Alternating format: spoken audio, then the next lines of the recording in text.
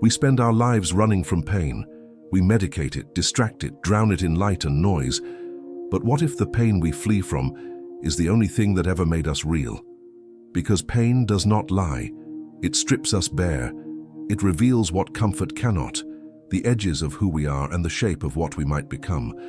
Friedrich Nietzsche believed this with a fever that nearly consumed him. He saw pain not as punishment, but as the birthplace of meaning itself. He looked into suffering and whispered, "This is the fire that forges the spirit." Chapter 1. The question. What gives life meaning when life itself is a wound that never fully heals? It's the oldest question, and yet we keep answering it with avoidance. We build a world designed to soften every edge, faster pleasure, safer comfort, smoother screens. Our days scroll past like anesthetic, numbing, predictable, mercifully painless. But Nietzsche looked at this drift toward ease and saw decay. He asked, what happens when a culture forgets how to suffer? In our quest to remove pain, we also remove growth. We flatten existence into a pleasant, glowing sameness, without peaks, without abysses, without transformation. For Nietzsche, pain was not an error in the design of life. It was the design. It was the testing ground where the soul discovers its own strength. He saw a sickness spreading through his century, what he called the last men, a generation of comfort dwellers, allergic to struggle, seeking only the next small pleasure. They blink, they smile, they survive, but they never burn, they never become. And as he wrote in Thus Spoke Zarathustra, man is a rope stretched between animal and Übermensch, a rope over an abyss. Pain for Nietzsche was that abyss. To cross it was to live, to avoid it was to sleep. Today, we live surrounded by mirrors of ease, our digital temples of distraction, our curated selves online, our avoidance of silence. Every discomfort is a bug to fix, a glitch to patch, a feeling to erase. We treat pain as an inconvenience when Nietzsche called it an initiation. He asked us not to enjoy suffering but to face it, to look at it directly without flinching and ask, what is this pain trying to teach me? What is it trying to make of me? Because only through that question does life begin to mean anything at all. Chapter 2. The Struggle. Nietzsche did not write this philosophy from a throne. He wrote it from a sickbed. His life was a slow disintegration, migraines that blinded him, stomach pain that kept him starving, loneliness that hollowed the years. He was rejected, forgotten, driven into isolation. He lost his health, his sanity, his friends, even his faith in the God he once served. But through this collapse he found something greater, Amor Fati, the love of one's fate. Not resignation, not endurance, love. He dared to say, do not wish it otherwise. Say yes to all of it. Every humiliation, every loss, every illness, every heartbreak. Because only through saying yes to pain does one learn to say yes to life. This was not optimism. It was defiance. A rebellion against the idea that happiness should be comfortable. He believed the deepest joy emerges not after suffering, but through it. That the wound is not the opposite of strength, but the seed of it. Nietzsche's life became a living experiment in this truth. He turned his own collapse into creation. From sickness, philosophy. From isolation, vision. From despair, the idea of eternal return. Would you live this same life again and again forever? If that thought terrifies you, Nietzsche would say, then you have not yet made peace with your pain.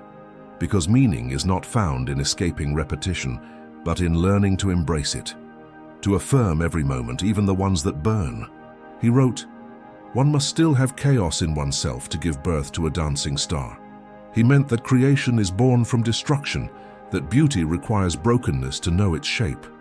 Without pain, the soul has nothing to wrestle, nothing to rise against, nothing to sculpt it into form.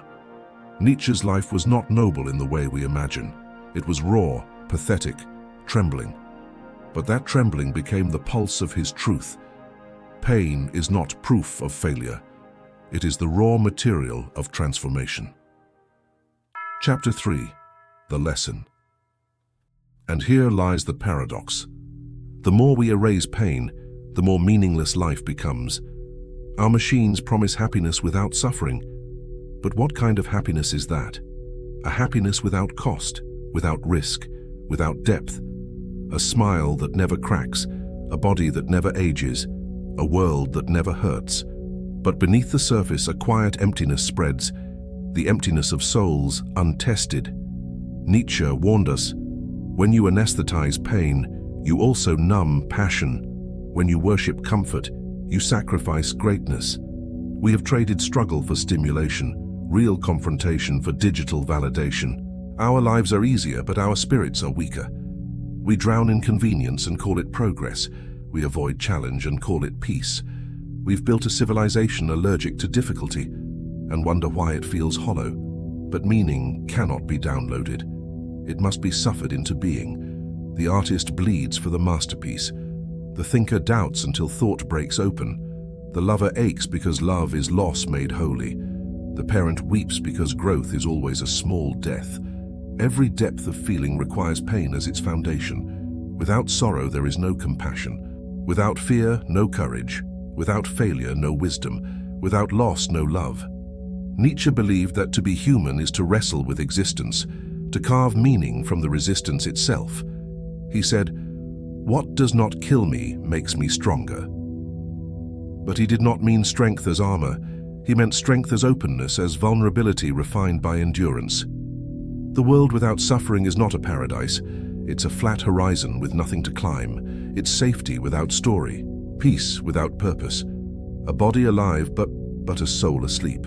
Meaning is born when we refuse to let pain end us, when we turn it slowly, deliberately into art, into action, into love.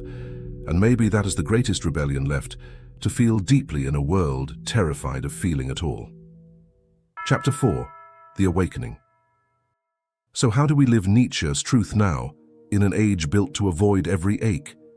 It begins with a shift, to see pain not as punishment, but as initiation, to recognize in every hardship a hidden invitation, to grow, to deepen, to wake.